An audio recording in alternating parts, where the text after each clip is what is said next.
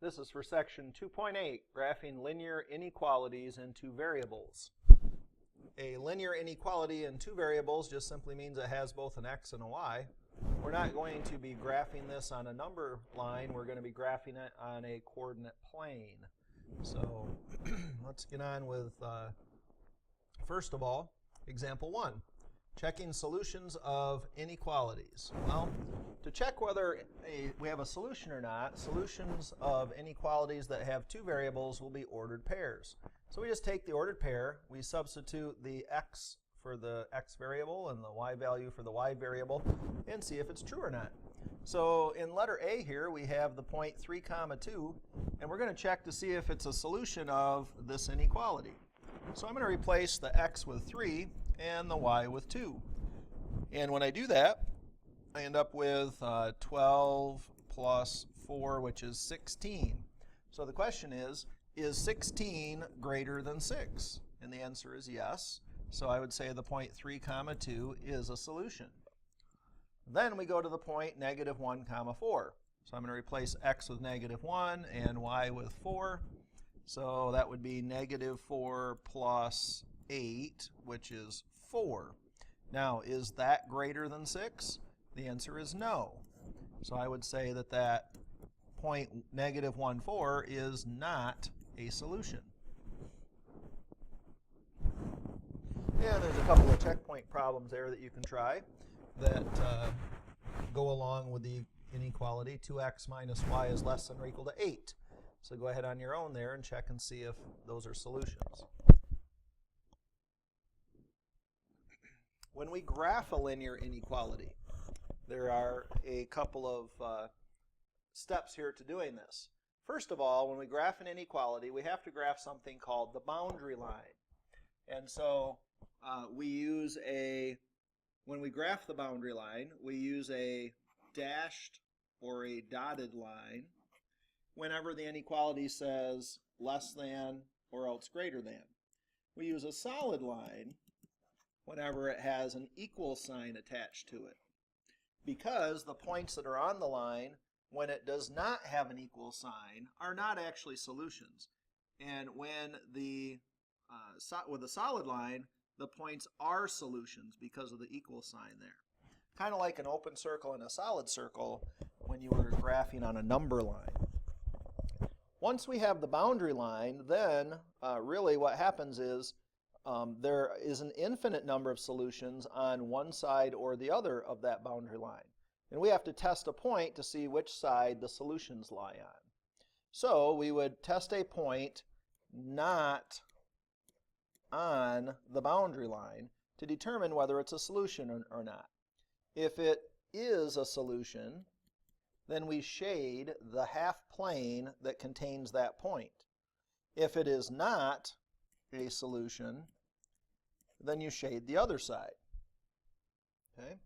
So let's start with example 2 here and look at how we would graph these inequalities.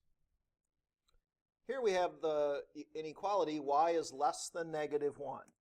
So the first thing I want to do is graph the boundary line y equals -1. Now, since there's only a y in this problem, this is going to be a horizontal line. So I go down here to -1 on the y-axis, and we're going to have a horizontal line that goes through that point. However, if I look at the original problem, there's a less than symbol. There is no equal sign. So this is going to be a dashed or a dotted boundary line. So we're using a dashed line for the boundary here. Now let's test a point. Now if I test the point 0, 0 up here, the y value of that point is 0. And if I plug it back into the original problem, is 0 less than -1? Well, no. So 0, 0 is not a solution of the inequality. Therefore, the points that are above the line don't work. It's only the points that are below the line. And so I would shade the half plane that's below that boundary line. So I'm shading the half plane that does not contain 0, 0 because 0, 0 is not a solution. So if 0, 0 had been a solution, then I would shade that side. But since it wasn't, I shade the other. So whenever you graph these, one side or the other will be shaded. So if it's not the side that you check, then it's got to be the other side. All right, let's look at example 3. This time we're going to graph an inequality that has two variables. Now, when I graph the boundary line, in this case, we're going to, again, use a dashed line because this symbol here, less than, does not have an equal sign. Now, this inequality is in standard form, so let's use our shortcuts. So the x-intercept, remember, that's c over a, negative 6 over 3, which is negative 2. The y-intercept, well, that's c over b, negative 6 over negative 2, which is positive 3. So on the x-axis, it crosses at negative 2. On the y-axis, it crosses at positive 3. So here's my boundary line, then, for this graph. And now I have to determine which side to shade in. Again, let's check the point 0, 0. That's an easy one to try. It's not on the line. It's to the right of the line. And so if I put 0 in for x and 0 in for y, does 3 times 0 minus 2 times 0, is that less than negative 6? So that gives me 0 is less than negative 6, and that's not true. So 0, 0 is not a solution to this inequality. So we're going to shade the half plane that does not contain 0, 0. So 0, 0 is on the right side of this line, so I would shade the half plane that's on the left side instead. And that must be where all the solutions are for this problem. Moving on to example 4, this is an inequality once again, but this time we have an absolute value inequality. So this time my boundary isn't just a line, it's an absolute value graph, which is that V shape. So we're going to begin by finding the boundary. Now, as I look at the problem, once again, my symbol does not have an equal sign, so it's going to be a dashed boundary line. So we're going to use a dashed line, or actually it's going to be dashed anyway. The V is going to be dashed.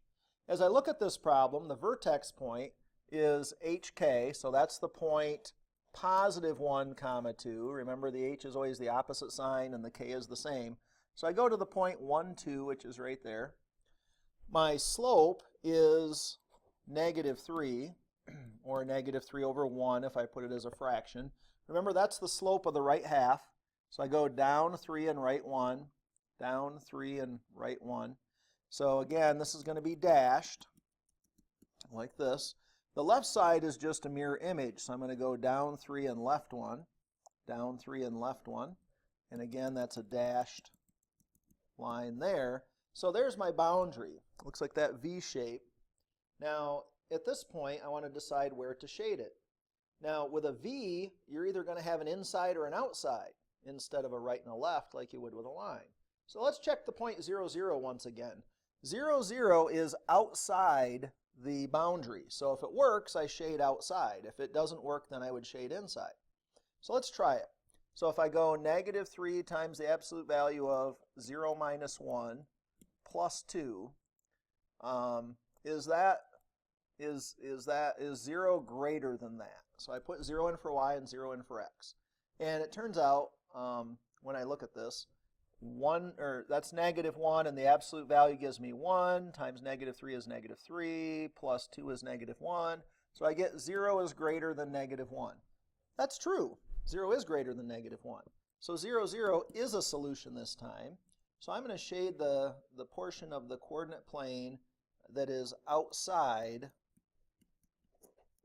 the absolute value graph. So that would be everything out here. Since 0, 0 works, I have to shade everything that's on the same side as 0, 0, which in this case is the outside.